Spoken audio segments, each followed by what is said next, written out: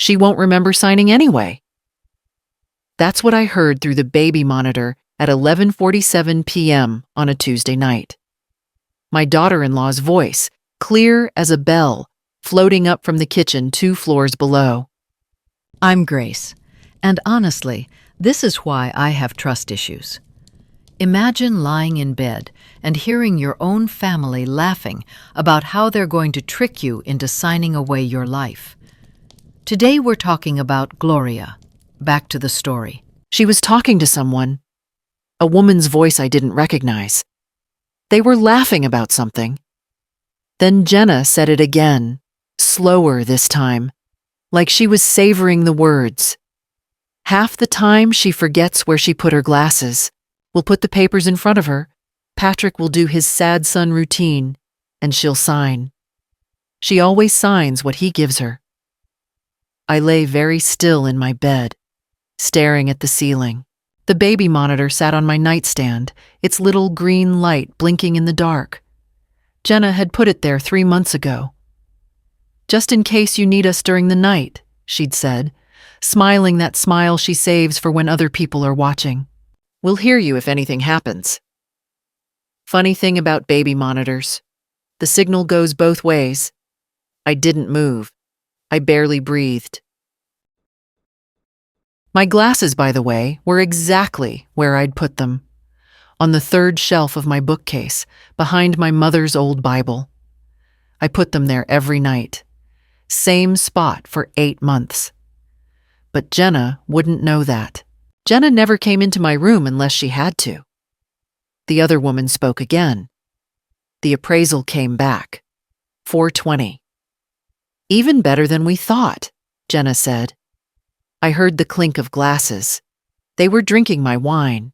The good stuff Harold brought back from Napa in 2015. The bottles I'd been saving for Rosie's graduation someday. Patrick wants to list by spring, get ahead of the market. And she's, competent? Legally, I mean? There was a pause. Then Jenna laughed. That light, tinkling laugh she does when she's about to say something ugly. She thinks she is. But honestly, Karen, last week she called me by her dead sister's name. Twice. In front of Patrick. I remembered that. I'd called her Dottie.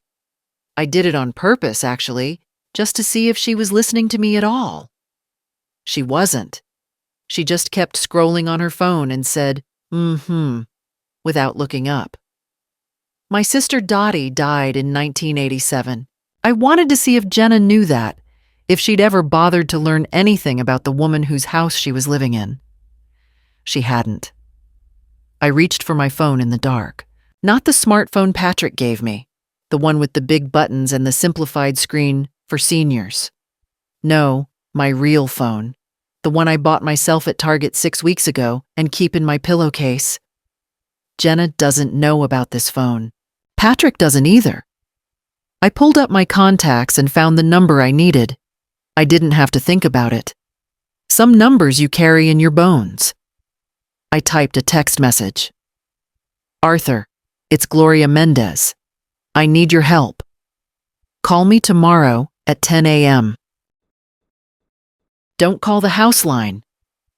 Then I put the phone away, turned off the baby monitor, and closed my eyes. I didn't sleep, but I rested. There's a difference. My name is Gloria, and I'm 71 years old. I spent 30 years working as a bookkeeper for Hartley & Sons Construction, one of the biggest contractors in the county. I balanced accounts, caught errors, found money that went missing, and people who took it. I was good at my job. Damn good. When I retired in 2019, they gave me a plaque that said, "The sharpest eyes in the business." It's in a box in the basement now. Jenna said it cluttered up the living room. I moved into this house 8 months ago, after what my son Patrick calls the incident. I slipped in my bathroom, stepped out of the shower, foot hit the wet tile, and down I went like a bag of rocks. Bruised my hip pretty bad. Couldn't get up for about 20 minutes. I managed to crawl to my phone and call Patrick, who called 911, and suddenly everyone was talking about what we're going to do about Mom. What they decided to do about Mom was move her in with them. I didn't want to go. I had my own house, the one Harold built for us in 1979, back when you could still buy land cheap and a man who was handy could put up walls on weekends. That house had 40 years of my life in it. My garden, my kitchen, the dent in the hallway wall where Patrick threw a baseball when he was 9. Harold died in that house, in our bedroom, with me holding his hand. 3 years ago, cancer. I wasn't ready to leave him there. But Patrick pushed, and Jenna pushed, and I was tired and hurting and scared. So I gave in. They told me to sell Harold's house. The market's hot right now, Mom. You'll make a killing. I got $280,000 for it. Patrick said we should put the money toward their mortgage. That way it's an investment, he explained. You'll be part owner. We're all family here. I signed papers. A lot of papers. Patrick kept sliding them across the kitchen table, pointing at lines, saying, "Here, Mom, and here and here." Rosie was crying in Jenna's arms. The pen felt heavy. I was still on painkillers from my hip. Everything moved too fast. Don't worry about reading all of it, Patrick said. It's just standard stuff. Transfer of funds, co-ownership agreement. I had a lawyer look it over. I signed. 8 months later, I sleep in the smallest bedroom in the house, the one that used to be a home office. My furniture is in storage because it didn't match the decor. I have a set bathroom time, 6 o'clock to 6:30 in the morning, because Jenna needs the bathroom for her routine after that. I eat what they eat, when they eat, at a table where I used to sit at the head, but now sit in the corner by the window. And apparently, I'm about to sign away a house I didn't know was still mine. Let me tell you about living with Jenna. Every morning, around 7 a.m., she comes downstairs with a container of antibacterial wipes, not the gentle kind, the industrial ones that smell like a hospital floor, and she wipes down everything I touched the day before. Door handles, light switches, the remote control, the kitchen faucet, the back of my chair. She does it right in front of me, not hiding it, not apologizing. The first time, I asked her why. She smiled that smile. "Oh, Gloria, it's nothing personal. I'm just a germaphobe. I do this everywhere." But I've watched her. I've had nothing but time to watch. She doesn't wipe down anything after Patrick touches it. She doesn't wipe the doorknob after her friends come over. She doesn't wipe the high chair after Rosie smears banana all over it. Just me. Just the things my old hands have touched. She cuts my food at dinner. Doesn't ask, doesn't wait. Just reaches over with her knife and fork and turns my chicken into tiny pieces like I'm a toddler. When I told her I could cut my own food, she said, "I know, but it's just easier this way. I worry about you with knives." I worked in construction accounting for 30 years. I've handled more sharp objects than she's had hot dinners, but now I'm not trusted with a steak knife. My mail comes to Patrick now. "It's easier," he said. "Less confusing. I'll tell you if anything important comes." My bank statements stopped appearing. My credit card bills, my pension letters, the quarterly reports from my little investment account, all gone. Somewhere in this house there's a folder with my name on it that I've never seen. 3 months ago, I asked Patrick about my accounts. How much was in checking? How much in savings? What happened to the CD that was supposed to mature in October? He patted my hand. "Don't worry about that stuff, Mom. I've got it handled. You just relax." Relax? like I'm on vacation, like I'm not sitting in a room that used to be a closet, watching my life get handled by people who won't look me in the eye. The photos of Harold are gone too. I had them on the mantle in the living room. Our wedding photo, the one from our 25th anniversary, the last picture we took together at Patrick's wedding. Jenna moved them to the basement. "They're old," she said. "The frames were dusty. I put them somewhere safe." Safe. That's the word they use for everything they do to me. It's safer if you don't drive. It's safer if you don't cook. It's safer if you don't answer the phone yourself. Safe, safe, safe, until the word doesn't mean protection anymore. It means a cage with a pretty name. Last week, my friend Marguerite called the house. We've been friends for 46 years, taught Sunday school together, raised our kids together, buried our husbands within a year of each other. She called on Tuesday afternoon, and I was napping. Jenna answered. I found out later, Marguerite told me, that Jenna said, "Gloria's resting. She's been tired lately. I'll have her call you back." She never told me Marguerite called. And when I didn't call back, Marguerite tried again. Same answer. And again. Same answer. After a while, Marguerite stopped trying. I didn't realize it at first. That's the sneaky part. You're so busy dealing with the little daily indignities, the cut food, the restricted bathroom time, the constant reminders that you're old and in the way, that you don't notice the bigger picture forming around you. The isolation happens in inches. One friend stops calling, then another. Your doctor starts talking to your daughter-in-law instead of you.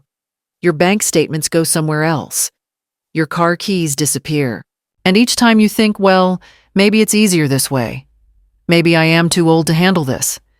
Maybe they're right. That's the poison, see? It doesn't work from the outside. It works from the inside. They don't just take things from you. They make you believe you never deserved them in the first place. I started to doubt my own memory, not because it was actually failing, but because they told me it was. Over and over.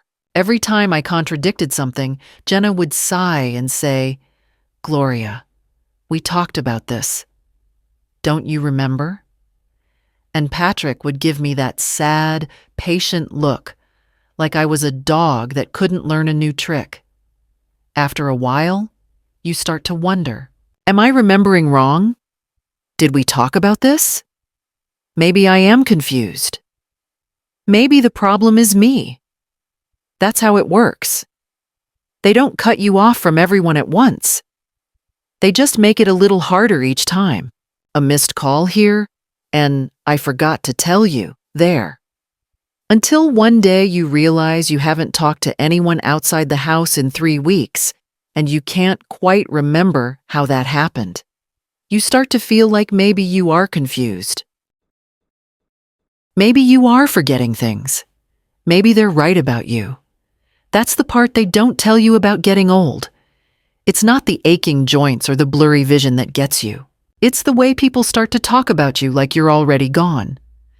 The way they make decisions for you, over you, around you, until you start to wonder if maybe you don't exist anymore at all. But I exist. I'm right here. And I heard every word through that baby monitor.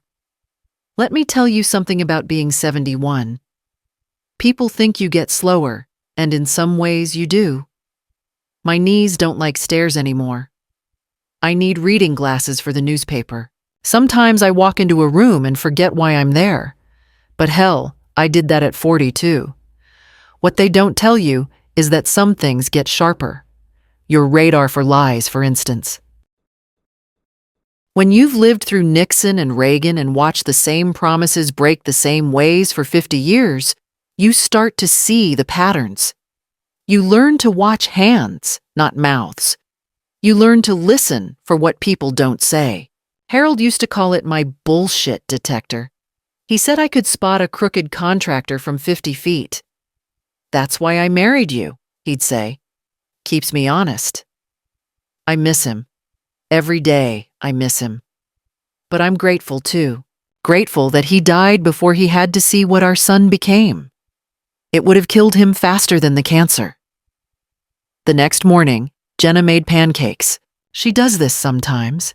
Makes a big show of cooking breakfast when she wants something from Patrick. He falls for it every time. Poor fool, my son.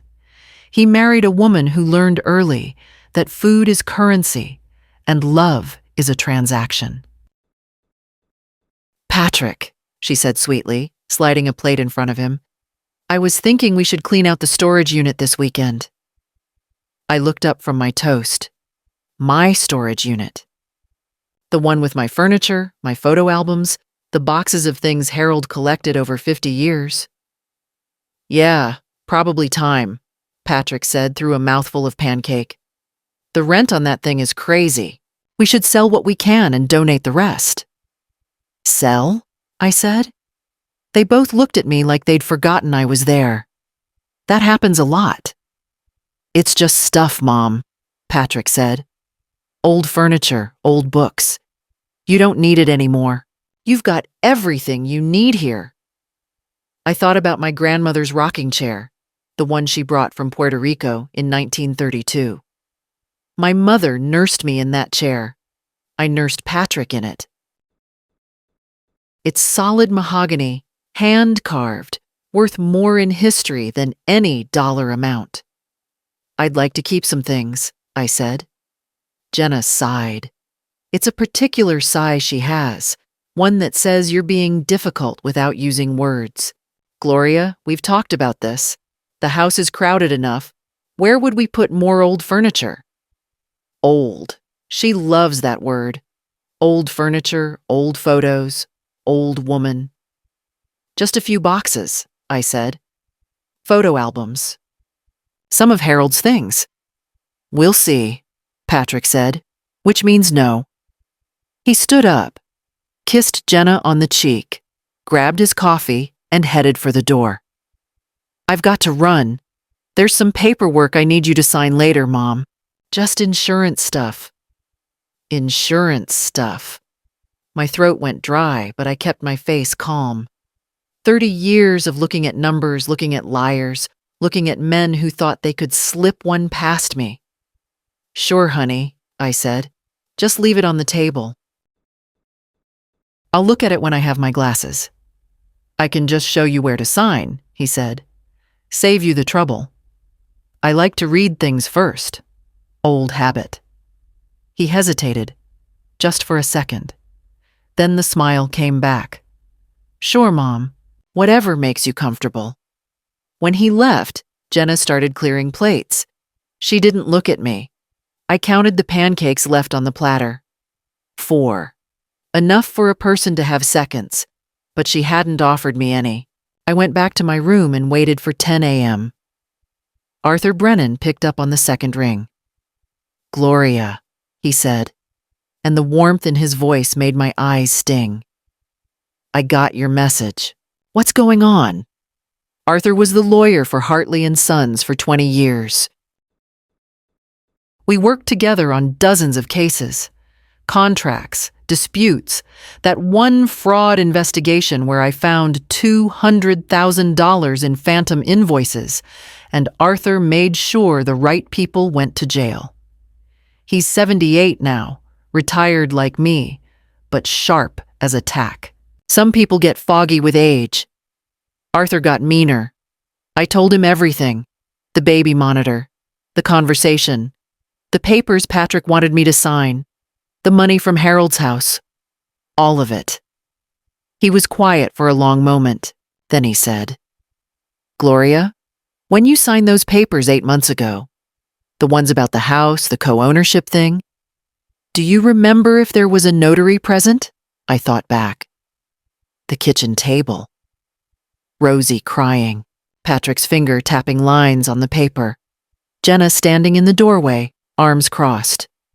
No, I said slowly. No notary. It was just us. Did anyone file anything with the county?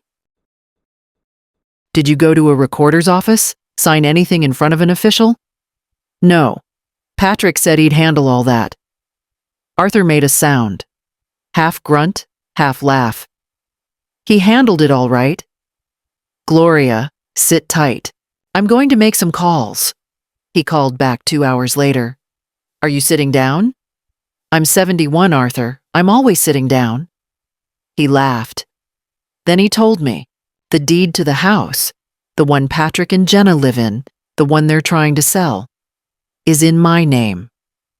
Just my name. No co-ownership, no transfer, nothing. Whatever papers I signed 8 months ago, they were never filed. The $280,000 from Harold's house is listed as my contribution to the purchase, but the title is mine. How is that possible? I asked. Patrick said he handled everything. Either he forgot to file the transfer, or the paperwork was defective, or… Arthur paused. Or he was waiting for the right moment to have you sign new documents. Documents you wouldn't read too carefully. Insurance stuff. Just sign here, Mom. So, legally, I said, my voice steady even though my heart was pounding, that house belongs to me. Legally, Gloria, you are the sole owner. Patrick has no claim, and any attempt to sell it without your informed consent would be fraud. I sat with that for a moment. The weight of it. The strange, cold clarity. Arthur, I said, what do I do? First, you don't sign anything. Second, you get copies of everything. The deed, the title, any documents you can find. Third, you call me the minute they try to push anything on you again. And Gloria? Yes? Don't let them know you know. Not yet. Give them enough rope. I knew the saying, give them enough rope and they'll hang themselves. I'd seen it happen before, in the offices at Hartley and Sons, in the cold fluorescent light of conference rooms where men found out that the little old lady in the corner had been watching them all along.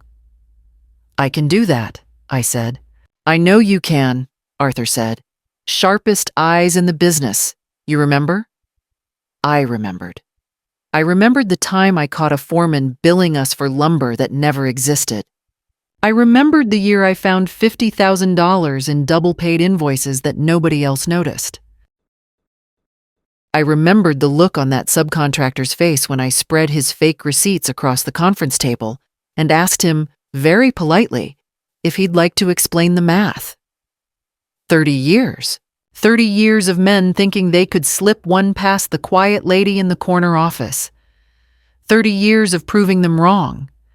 And now my own son thought he could do the same thing. Arthur, I said, I want you to know, if this goes bad, if I end up in some facility somewhere signing my name to whatever they put in front of me, I want you to have copies of everything. I want a paper trail. I want someone to know the truth, even if I can't tell it anymore. There was a pause on the other end of the line. When Arthur spoke again, his voice was different. Softer. That's not going to happen, Gloria. I won't let it. But yes, I'll keep copies. I'll keep everything. Thank you. And Gloria, don't sign a goddamn thing until I tell you to. The next few days I played my part, shuffled a little slower, asked questions I already knew the answers to. Let Jenna talk over me and Patrick handle things that didn't need handling. I smiled when they smiled, nodded when they nodded, and every night I lay awake listening to the baby monitor. They talked more now. Maybe they thought the end was near. Maybe they were just getting careless. I heard Jenna on the phone with the Realtor, Karen, her name was, talking about staging and open houses and getting the old stuff out. When's the closing date? Karen asked. 2 weeks, if everything goes smoothly. Patrick's going to have her sign the transfer tomorrow, and we've got a backup plan if she gets difficult. What kind of backup? There's a process, Jenna said. For people who can't manage their own affairs. Patrick's name is already on her bank accounts. We've got her medical records showing the fall, the confusion, the forgetfulness. If we need to, we can have her declared incompetent. Then we don't need her signature at all. I turned off the monitor. My hands were shaking. Not from fear this time, from something older, deeper. The same feeling I used to get when I found a discrepancy in the books, when the numbers told me a story nobody wanted told. Anger. Cold, clean anger. The kind that doesn't burn out. The kind that waits. I lay there in the dark and thought about all the ways this could go wrong. They had money. Or at least they had my money, which was almost the same thing. They had a plan. They had doctors they could pay and forms they could file, and a whole system designed to believe that old women don't know what's best for them. What did I have? A secret phone, a lawyer I hadn't spoken to in 3 years, and the word of a 71-year-old woman against her own son. I thought about giving up. I'm not ashamed to admit it.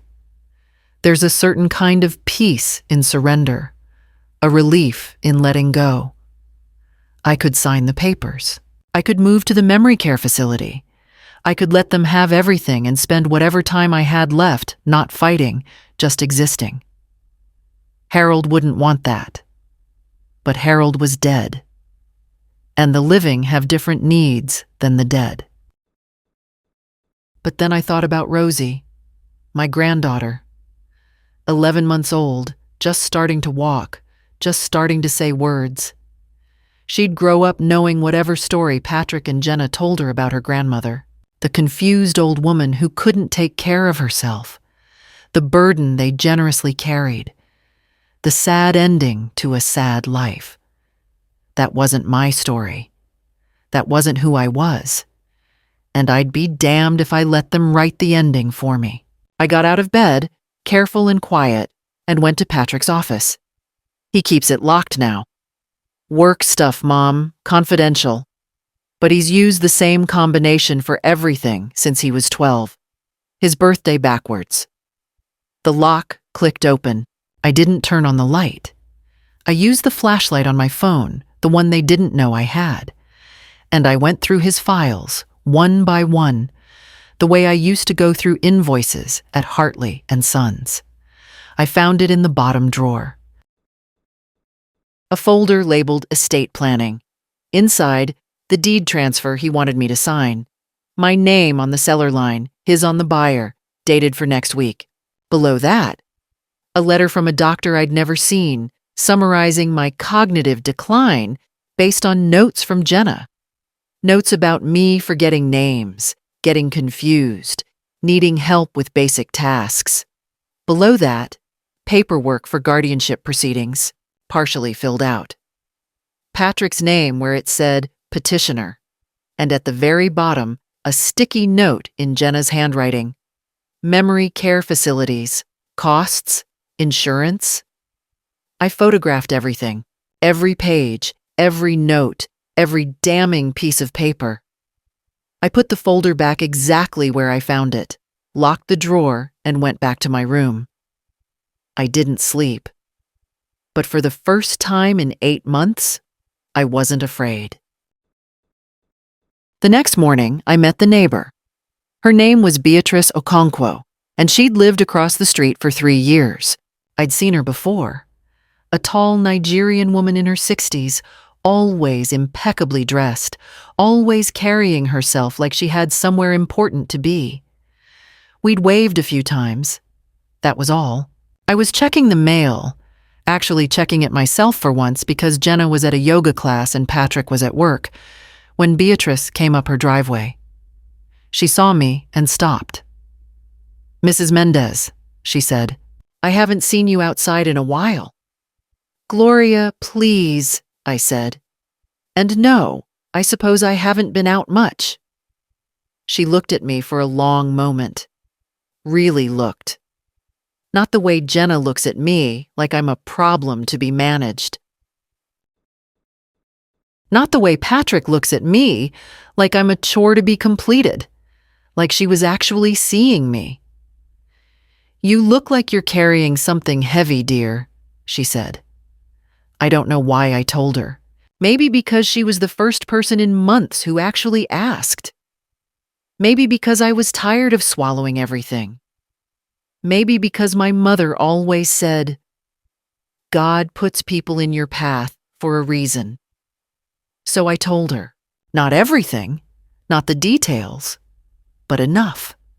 The feeling of shrinking, the papers I was being asked to sign, the way they talked about me like I was already gone. Beatrice listened without interrupting. When I was done, she nodded slowly. "My mother used to say something," she said. "A snake that lives in your house will still bite you when it's hungry. You can feed it, keep it warm, pretend it loves you back. But it's still a snake." Just a quick side note. If a total stranger pointed out that the people living in your home were actually snakes waiting to bite, would you be terrified? Would it finally give you the strength to kick them out? Or would you be skeptical of a stranger's advice? Tell me your decision in the comments. What do I do? "You decide what kind of house you want to live in," she said, "and who you want living there with you." She wrote her phone number on the back of an envelope. "If you need somewhere to go," she said, "even just for a night." "My door is open." I took the paper. "Thank you." "Don't thank me," she said. "Just don't let them swallow you, Gloria. You're too old to be anyone's meal." That night, I couldn't sleep again. I lay in my small room with the baby monitor turned off, staring at the dark ceiling, thinking about everything I'd learned. The house was mine. That was the key. Everything else, the money, the accounts, the lies, all of it hinged on that one fact. They thought they owned the ground under my feet, and they didn't. They thought they'd already won, and they hadn't. But knowing wasn't enough. I'd seen plenty of people at Hartley and Sons who knew they were being cheated and still got taken. Knowing is the first step, not the last. I thought about the folder in Patrick's drawer, the guardianship papers, the doctor's letter, the notes from Jenna documenting my decline. They had a backup plan. If I wouldn't sign, they'd have me declared incompetent, take away my ability to make decisions. Then they could do whatever they wanted with the house, with my money, with me. It's easier than people think. I've heard the stories. A family member petitions the court, says grandma can't take care of herself anymore. A doctor writes a letter based on secondhand information. A judge, who doesn't have time to investigate every case, signs off on it. And just like that, you're not a person anymore. You're a ward, a problem, a thing to be managed. They were building that case, piece by piece. Every time Jenna mentioned that I forgot something, every time Patrick told a friend I was having a hard time, every time they whispered to each other about what to do about Mom, I was being erased, and the worst part was they were using my own life to do it. My fall became evidence of frailty. My grief became confusion. My trust became incompetence. But here's the thing about building a case. It works both ways. They had notes on me. I had photos of their plans. They had a doctor's letter based on Jenna's lies. I had a lawyer who knew the law better than they did. They thought I was weak because I was old. They forgot that being old means I've been surviving longer than they've been alive. I reached for my phone, the secret one, and texted Arthur again. "They're planning guardianship. I have proof." His response came in 30 seconds. "Good. We're ready for them." The day arrived faster than I expected. Saturday morning. Patrick came downstairs in his nice shirt, the one he wears when he's trying to look trustworthy. Jenna had makeup on, which was unusual for a weekend. They'd made breakfast, eggs, bacon, fresh orange juice. The good china was out. "Mom," Patrick said, all warmth and sunshine, "why don't you join us in the living room? There's some paperwork we need to go over." I followed them, slowly, leaning on my cane a little more than I needed to, playing the part. In the living room, a woman was waiting. Blonde, mid-40s, dressed like she sold something expensive. Next to her, a man with a briefcase. The notary, I assumed. And on the coffee table, a stack of papers with little sticky tabs marking the signature lines. "Gloria, this is Karen," Jenna said. "She's been helping us with some home stuff. And this is Mr. Patterson. He's a notary, just to make everything official." I sat down in the chair by the window. My chair, the one they let me keep because it was too old to match anything. "What am I signing?" I asked. Patrick sat next to me, close enough that I could smell his cologne. Too much, like always. "It's the final paperwork for the house," he said. "Remember, we talked about this, making sure everything's in order?" "I don't remember talking about it." Jenna's eye twitched, just a little. "We mentioned it last week, Gloria, during dinner." "My memory isn't what it used to be," I said. "You keep telling me that." Karen, the realtor, leaned forward. "Mrs. Mendez, this is all very standard. Just a transfer of ownership to simplify the estate. Your son will be taking over the responsibilities of the property, and you won't have to worry about any of the legal or financial—" "May I read it first?" Silence. Patrick laughed, too loud. "Mom, it's 40 pages. You'll be here all day. I've already had a lawyer look at it." "Which lawyer?" "What?" "Which lawyer looked at it? What was their name?" More silence. Jenna and Patrick exchanged a look. "I don't remember the name off the top of my head," Patrick said, "but I can find out." "I'll wait." "Mom." The doorbell rang. Everyone froze. Jenna stood up, smoothing her hair, putting on her company face. She opened the door. Arthur Brennan stood on the porch. 78 years old, white hair, wearing a suit that cost more than Patrick's car. Next to him was a younger woman with a county badge and a clipboard. "Good morning," Arthur said, smiling like a shark. "I hope we're not interrupting. I'm here on behalf of Mrs. Gloria Mendez, and this is Ms. Torres from Adult Protective Services." Jenna went pale. "I'm sorry. Who are you?" "I'm Mrs. Mendez's attorney," Arthur said, stepping inside without being invited. "And I understand there are some documents here that require her signature. I'd like to review them first, if you don't mind." "We weren't expecting," Patrick started. "No," Arthur said pleasantly. "I don't suppose you were." The next 20 minutes were the most satisfying of my life. Arthur sat down at the coffee table and went through the papers one by one, his reading glasses perched on his nose, making notes in the margins. Every now and then he'd say, or "interesting," or "I see." And every time he did, Jenna gripped the arm of the sofa a little harder. The notary looked at his watch 3 times. Karen, the realtor, studied her manicure like it held the secrets of the universe. Patrick kept running his hand through his hair, which meant he was nervous. He's done that since he was a kid. Finally, Arthur set the papers down. "Well," he said, "this is quite a document. A complete transfer of property, plus a general power of attorney, plus a healthcare proxy, all in one neat package." "It's standard estate planning," Jenna said, her voice tight. "Patrick's just trying to help his mother." Arthur picked up one page and held it to the light.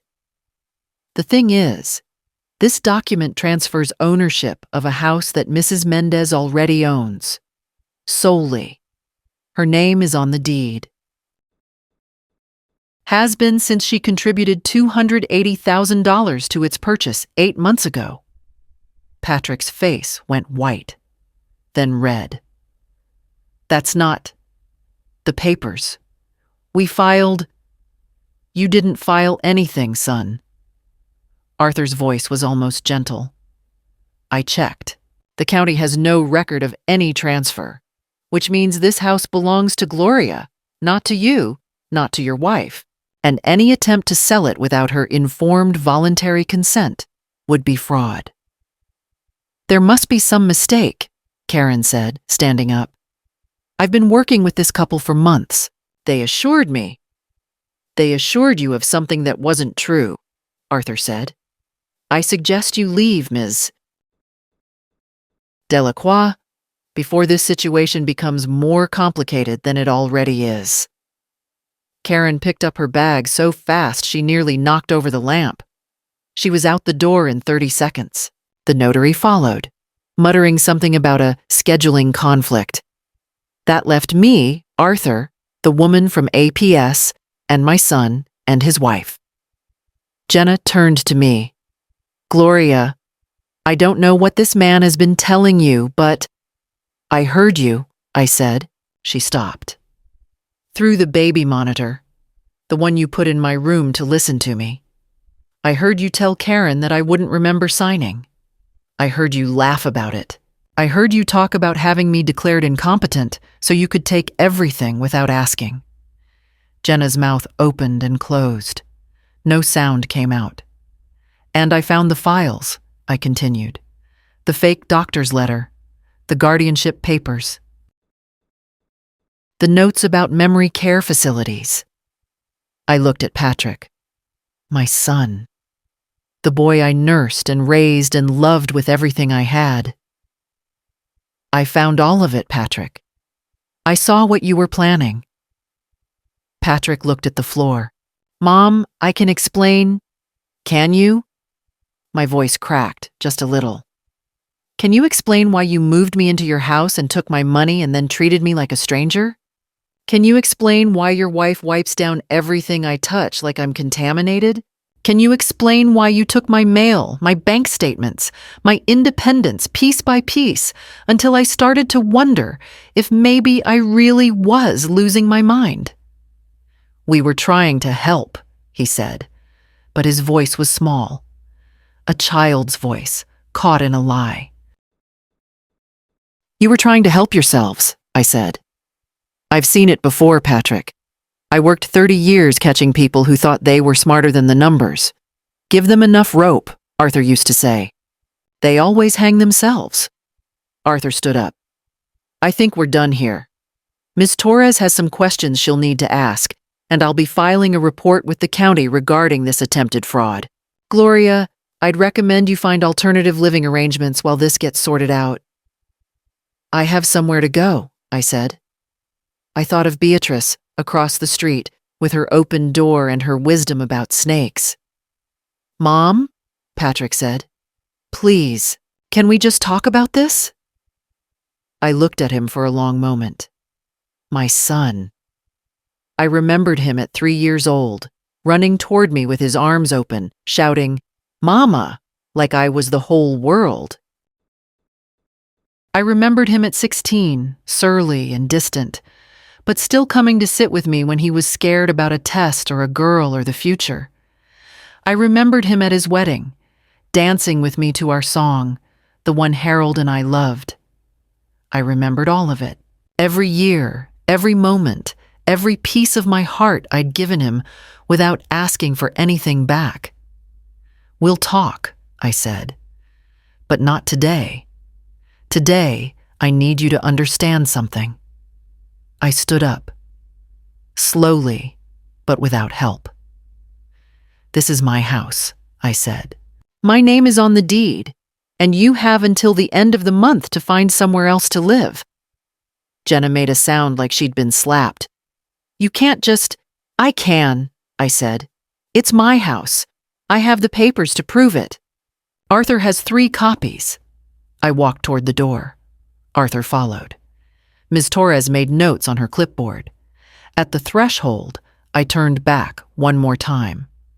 I was a bookkeeper for 30 years, I said. You want to know what that teaches you? Numbers don't lie. People do. But numbers? Numbers always tell the truth. I walked out into the sunshine. Beatrice was waiting on her porch. She didn't say anything. She just held the door open and let me walk inside. Her house smelled like cinnamon and something floral, and there were pictures everywhere. Children, grandchildren, a handsome man who must have been her husband. Sit, she said. I'll make tea. I sat. My hands were shaking again, but this time I didn't try to stop them. Some things need to shake out of you before you can be still. She brought me tea in a cup with a chipped handle. I don't have matching sets, she said. Never saw the point. This is perfect, I said, and I meant it. We sat together as the afternoon shadows lengthened. She didn't ask me what happened. She just waited, patient as a stone, until I was ready to talk. I told them to leave, I finally said. My son and his wife, by the end of the month. Beatrice nodded. Good. I don't know if it is, I said. He's my son, my only child. I've spent my whole life taking care of him. And now, I trailed off, not sure how to finish.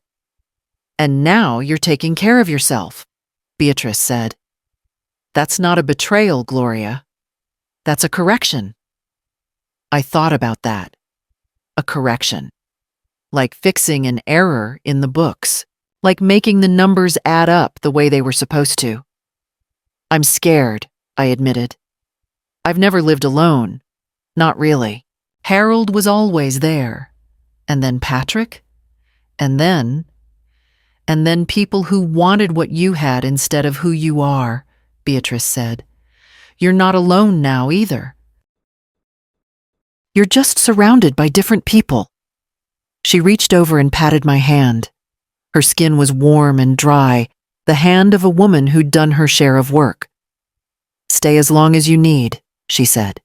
We'll figure out the rest. I stayed with Beatrice for 2 weeks while the lawyers sorted things out. Arthur worked fast. By the end of the first week, I had a certified copy of the deed in my hands, my name clear as day, no other names anywhere. By the end of the second week, Patrick and Jenna had moved out. They found an apartment somewhere across town. Patrick called twice, but I wasn't ready to answer. The APS investigation turned up more than I expected. Apparently, my bank accounts had been very busy over the past 8 months. Transfers I never authorized. Purchases I never made. A whole life being lived on my credit that I never knew about. They were bleeding you dry, Arthur said, showing me the statements. Slowly, so you wouldn't notice. Another few months and your savings would have been gone. I looked at the numbers. All those years of double shifts at Hartley and Sons, all that careful saving Harold and I did, all those envelopes we filled with cash for emergencies, draining away while I sat in my little room and wondered if I was losing my mind. Can I get it back? I asked. Some of it, Arthur said. We'll file claims. But Gloria, the most important thing is this. They can't touch you anymore. The accounts are frozen. The house is yours. And if they try anything else, they'll be dealing with me. He smiled. It was not a nice smile. I liked it. Thank you, Arthur, I said. For everything. Don't thank me yet, he said. We've still got work to do. But Gloria? You should be proud of yourself. A lot of people would have signed those papers. A lot of people would have believed what they were being told. I almost did, I admitted. There were nights when I thought maybe they were right. Maybe I was confused. Maybe I was just a difficult old woman who couldn't accept that she needed help. That's what they wanted you to think, Arthur said. That's how it works. They don't take everything at once. They just chip away at you until there's nothing left to take. I nodded. I knew. I'd seen it before, in different ways. In the men who cooked the books at Hartley and Sons, in the contractors who padded their invoices and thought no one would notice. It's always the same, slow and steady, a little at a time, until one day you look up and realize you've been robbed. But I saw. I noticed. I kept my eyes sharp, even when they wanted me to believe they were going dim. I moved back into my house on a Thursday. It felt strange at first. Empty in a way it hadn't been before, even when I lived there with Harold. The furniture Patrick and Jenna left behind wasn't mine. Modern stuff, sharp edges, nothing that held any memories. The walls where my pictures used to hang showed faded rectangles where the paint hadn't aged. But it was mine. That was the important thing. My name on the door, my key in the lock, my choice about who came in and who stayed out. Beatrice helped me unpack the boxes from storage. My grandmother's rocking chair went by the window in the living room, where the afternoon light comes in just right. Harold's tools went back in the garage, in the same spots where he'd always kept them. The photo albums came out of their boxes, and I spent a whole evening putting pictures back on the walls. Harold and me at our wedding. Harold and me with baby Patrick. Patrick's first day of school, first baseball game, first girlfriend. The last picture we all took together before everything changed. I left spaces on the walls, room for new pictures, room for whatever came next. The house needed work. 3 years of Patrick and Jenna living here, and they'd let things slide. The garden was overgrown. The gutters were full of leaves. The third step on the porch squeaked in a new place. But those were problems I could handle. Problems I wanted to handle. It felt good to have something to fix that wasn't myself. The first night alone, I made myself dinner.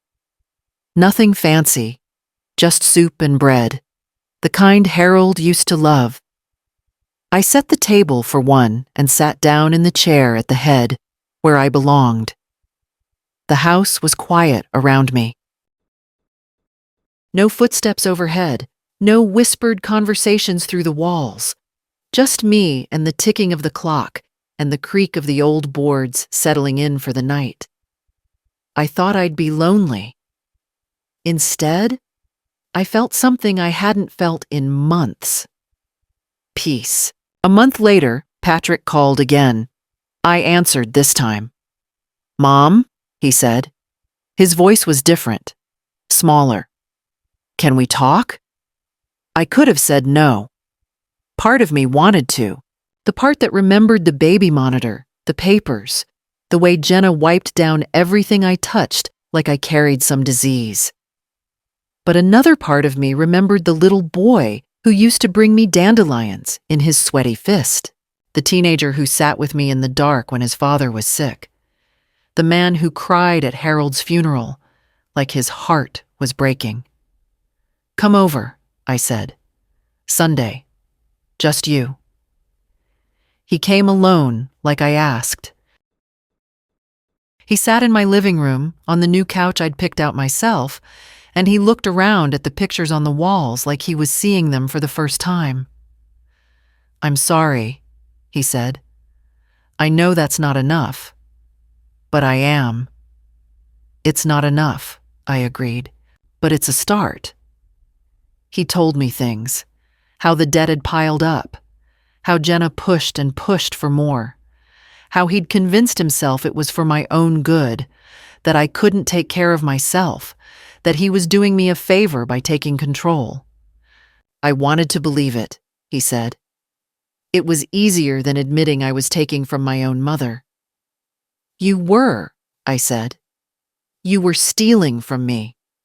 Not just money, my independence, my confidence in my own mind." He flinched. I know. You let your wife treat me like a disease she might catch. You let her talk about me like I wasn't in the room. You looked the other way while she erased me from my own life. I know. His voice broke. Mom, I don't know how to fix this. I don't know if I can. I looked at my son, 44 years old, tired, scared, ashamed, not a monster, just a man who made terrible choices and was finally seeing them clearly. You can't fix it, I said. What's done is done, but you can do better from now on. How? Start by telling the truth. To yourself, to me, to anyone who asks. No more pretending you were doing me a favor. No more letting someone else make decisions you should make yourself. No more treating me like a problem to be solved. He nodded slowly. And Patrick, I added, if you ever try to take what's mine again, I will burn it all down before I let you have it. Do you understand? He looked up, startled by the steel in my voice. I understand, he whispered. Good. I stood up and went to the kitchen. Now, do you want coffee? I'm making some fresh. He smiled, just a little. The first real smile I'd seen from him in years. Yeah, Mom, I'd like that. 6 months have passed since that day. I hired a girl to help around the house. Her name is Marisol, a nursing student from the community college. She comes by 3 times a week, helps me with the heavy cleaning, drives me to appointments when I need it. She's young, 23. But she doesn't talk to me like I'm a child. She asks my opinions. She listens when I tell stories about Harold. Last week, she asked me to teach her how to make my mother's sofrito, and we spent an afternoon in the kitchen, elbow to elbow, while she took notes like it was a lecture. It's funny. I pay her less than what Jenna spent on yoga classes every month. And she treats me like a human being. The house hums with life again. Not the tense, watching kind of life it had when Patrick and Jenna were here, but something gentler. Marisol plays music sometimes while she works. Old salsa records that make me think of my grandmother's kitchen in Ponce. Beatrice comes by for tea. The neighborhood kids wave when they walk past, because I started putting out a candy dish on Halloween again, the way I used to before I became an old woman in a back room. Arthur stops by every few weeks to update me on the legal situation. The claims against Patrick are still working through the system. I told Arthur I didn't want to press criminal charges. He's still my son. But I wanted everything documented. In case? Arthur nodded when I said that. Smart, he said. In case? Some nights, I sit on the porch after dark and watch the streetlights flicker on. The same view I've had for years, but it looks different now. Bigger, somehow. Like the world expanded when I stopped trying to make myself small. Patrick and I are not what we were. Trust doesn't rebuild overnight, and some walls, once they've cracked, never look the same again. But he comes by on Sundays now, brings Rosie to see me. We sit on the porch while she crawls around the yard, discovering bugs and flowers and all the things that are new to her and old to me. Jenna doesn't come. I don't ask about her, and Patrick doesn't bring her up. Whatever's happening in their marriage is theirs to figure out. I've got my own life to tend. Beatrice and I have coffee every Wednesday. She's become something like a best friend, although we're both too old to use that word without laughing. We talk about everything: our husbands, our children, the ways people disappoint you, and the ways they surprise you. She told me once that I was the bravest person she'd ever met. I'm not brave, I said. I was just too stubborn to let them win. That's the same thing, she said, when you're our age. The house is mine again, really mine, not just legally, but in my bones. I know where everything is. I cook what I want, sleep when I want, watch what I want on television. Nobody wipes down the things I touch. Nobody cuts my food into baby pieces. Nobody talks about me like I'm already dead. Some nights, I still think about the baby monitor, that little green light blinking in the dark. They put it there to catch me being old and confused. Instead, I caught them being young and cruel. Life's funny like that. The tools people use against you can turn around in their hands. I'm 71 now, not 72, not 73. 71. I've got years left in me, God willing, and I intend to use them. Not waiting for someone else to decide what I deserve. Not shrinking myself down to fit in someone else's plan. Not swallowing my voice because it's easier than fighting. I fought. I won. Not everything. You never get everything. But enough. Enough to sleep in my own bed. Enough to look at my own face in the mirror and recognize the woman looking back. Enough to hold my granddaughter on my lap and know that when she's old, she'll remember me as someone who stood up, not someone who gave in. The other day, a woman stopped me at the grocery store. She must have been about 60, gray hair like mine, tired eyes. She'd seen me somewhere, maybe at church, maybe in the neighborhood, and she knew a little bit of my story. "How did you do it?" she asked. "How did you know what they were planning?" I thought about it for a moment. Then I said, "I kept my eyes open, even when they told me I couldn't see straight." She nodded slowly, like she was carrying something heavy she hadn't told anyone about. "My son," she started, then stopped. Her voice shook. "I know," I said. "I know." And I did, because I've lived it. Because there are more of us than anyone wants to admit. Mothers, grandmothers, aunts, widows.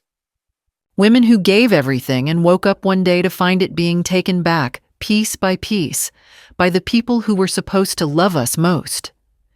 Here's what I want you to know. If you're reading this and something feels familiar, trust yourself. When your gut says something is wrong, believe it. When the papers don't look right, ask questions. When they tell you you're confused, check twice. Check 3 times. Because maybe you're not confused at all. Maybe you're seeing exactly what's there, and they just don't want you to look. I almost lost everything. My house, my money, my mind. They wanted all of it. They came so close. But they forgot something. They forgot that I spent 30 years catching people who thought they were smarter than the numbers. They forgot that I've been reading documents and finding errors since before they were born. They forgot who they were dealing with.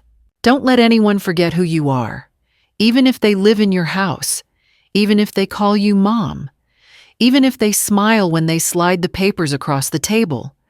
Keep your eyes sharp. Keep your spine straight. Keep a phone in your pillowcase if you have to.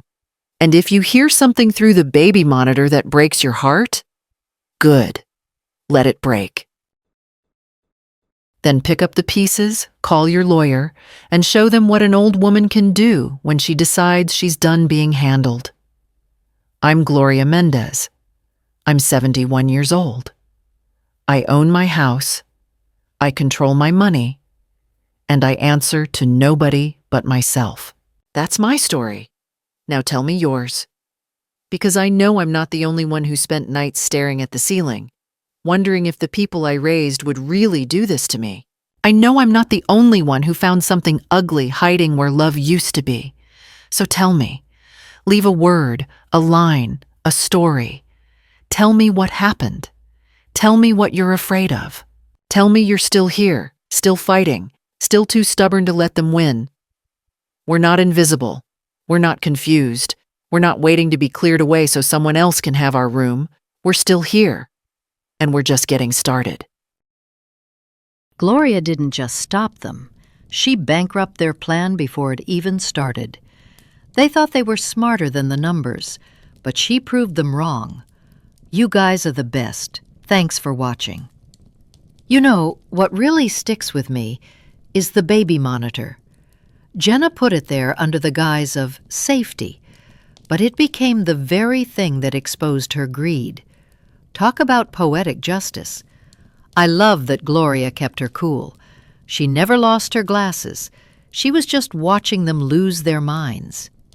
Honestly, Patrick is the worst part for me. A son who lets his wife talk about his mother like she's a piece of furniture doesn't deserve a cent. Do you think she should ever forgive him?